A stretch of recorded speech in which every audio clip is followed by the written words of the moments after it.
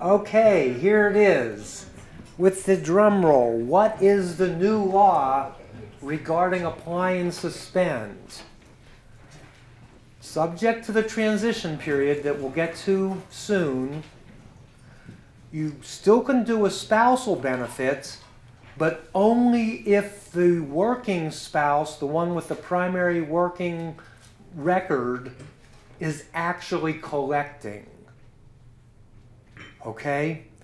See, before we could apply and suspend, the husband could continue getting his 8% raises even though he isn't collecting, and the spouse could get a spousal benefit.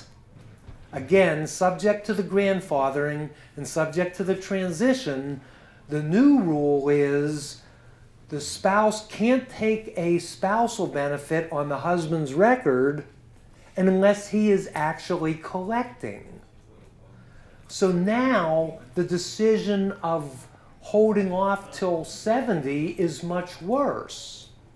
Because let's say that, the couple really wanted to start collecting earlier, but I maybe convinced them, hey, husband, if you wait till 70, at least your wife is getting $15,000 a year more.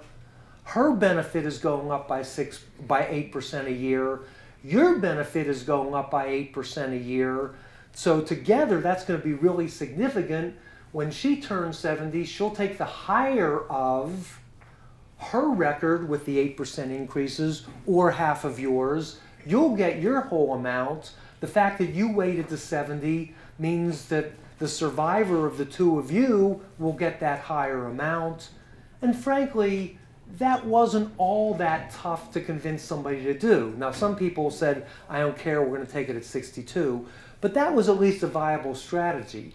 Now, it's a much more bitter pill to swallow, to say wait till 70, and let's say your spouse is the same age, and by the way, neither of you get a nickel until you're 70. That's not as much fun. All right? And Elaine Floyd fears that the right move a lot of times will be for the husband to wait till 70, but it's going to be much harder for us advisors to convince them to do that. So that's the essence of the change. Now the strategies, frankly, are new and we have to figure them out ourselves. But the essence is that you can't have, after this thing is transitioned in, you can't have a husband or the primary worker apply and suspend and then have the spouse take a spousal benefit and have each of their earnings records go up by 8% a year like you could under, let's say, existing or today's law. That's the essence of the apply and suspend changes. Jim, yes, sir. When do these new laws take effect? We're going to get into the transition period. The fast answer is April 30th, 2016. But we'll talk about who's already grandfathered and what you have to do to become grandfathered. All right, or you're just too young, in which case you're out of luck. And I fall in that category. Okay, so let's talk about the transition period.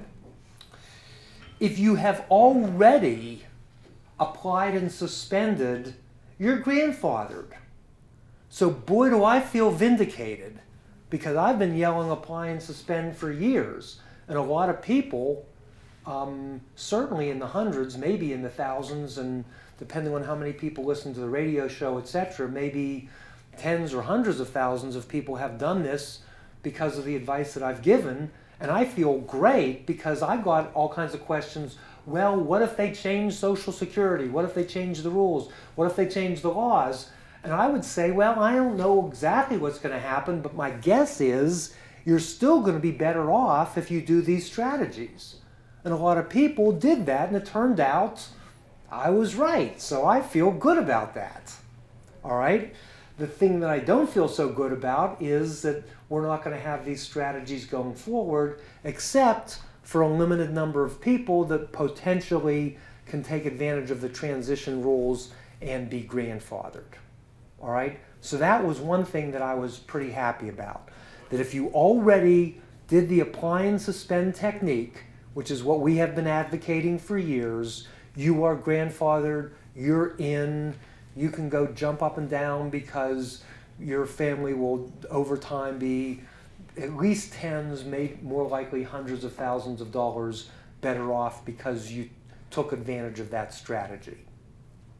Okay, now, if you are born after April 30th, 1950, okay, this is part of the deal.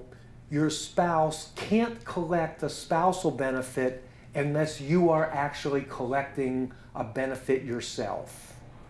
All right? So if you're born after April 30th, 1950, all right, you can't do it. Too bad. All right. So, all right, well, let's see, let's do the people who are born before April 30th, 1950. So your full retirement age, remember the person who is the primary worker has to be full retirement age. But if you will be full retirement age by April 30th, 2016, and you apply and suspend on or before April 30th, 2016, your earnings record will be the earnings record on which the spouse can collect, and you can enjoy the 8% raises. So that is the real group, and it's a limited group, but that's the real group. I don't know if anybody falls in that group, but it's people who are born before April 30th, 1950. You can apply and suspend, and your earnings record will be the earnings record on which the spouse can claim, notwithstanding the fact that you are not collecting yourself.